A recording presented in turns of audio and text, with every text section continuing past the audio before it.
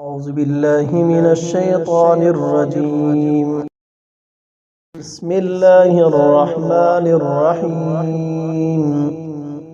الرحمن علم القرآن خلق الإنسان علمه البيان. الشمس والقمر بحسبان والنجم والشجر يسجدان. والسماء رفعها ووضع الميزان ألا تطغوا في الميزان وأقيموا الوزن بالقسط ولا تخسروا الميزان. والأرض وضعها للأنام فيها فاكهة والنخل ذات الأكمام والحب ذو العصف والريحان. فبأي آلاء ربكما تكذبان؟ خلق الإنسان من صلصال كالفخار وخلق الجان من مارج من نار. فبأي آلاء ربكما تكذبان؟ رب المشرقين ورب المغربين فبأي آلاء ربكما تكذبان؟ مرج البحرين يلتقيان بينهما برزخ لا يبغيان. فبأي آلاء ربكما تكذبان؟ يخرج منهما اللؤلؤ والمرجان. فبأي آلاء ربكما تكذبان؟ وله الجوار المنشآت في البحر كالأعلام. فبأي آلاء ربكما تكذبان؟ كل من عليها فان ويبقى وجه ربك ذو الجلال والإكرام. فبأي آلاء ربكما تكذبان؟ يسأله من في السماوات والأرض كل يوم هو في شأن. فبأي آلاء ربكما تكذبان؟ سنفرغ لكم أيها الثقلان. فبأي آلاء ربكما تكذبان؟ يا معشر الجن والإنس إن استطعتم أن تنفذوا من أقطار السماوات والأرض فانفذوا لا تنفذون إلا بسلطان. فبأي آلاء ربكما تكذبان؟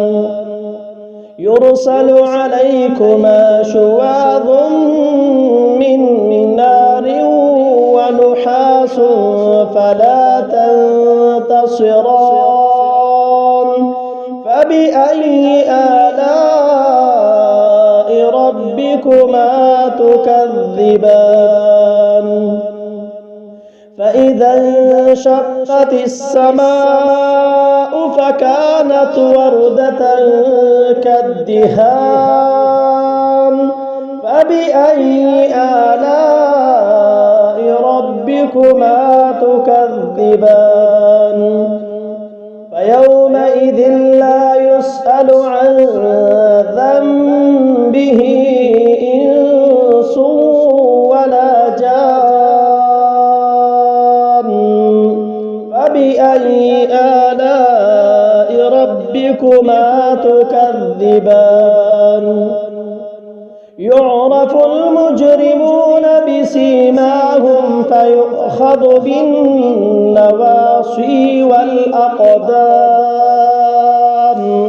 فبأي آلاء ربكما تكذبان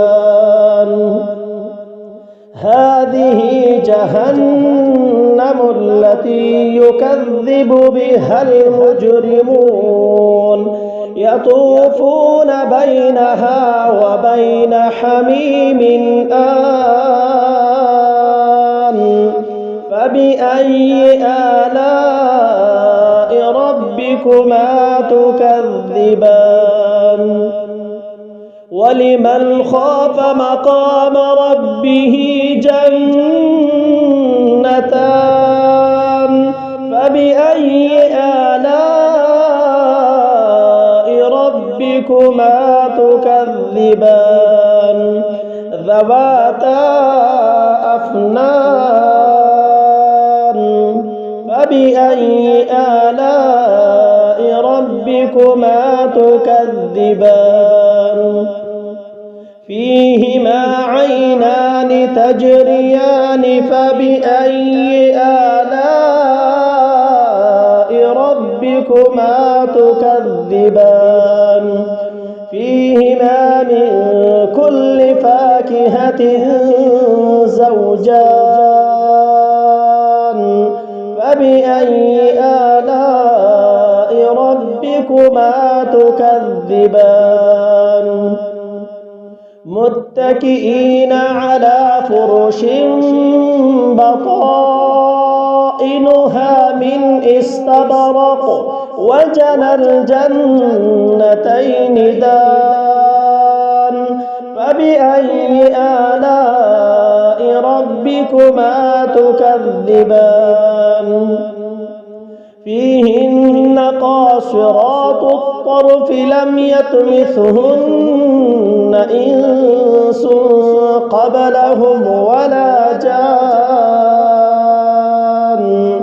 فبأي آلاء ربكما تكذبان كأنهن الياقوت والمرجان فبأي آلاء ربكما تكذبان هل جزاء الإحسان إلا الإحسان فبأي آلاء ربكما تكذبان ومن دونهما جنتان فبأي آلاء ربكما تكذبان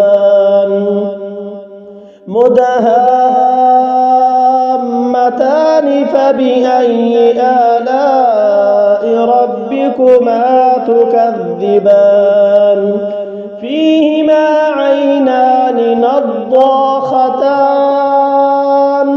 فبأي آلاء ربكما تكذبان فيهما فاكهة ونخل ورمان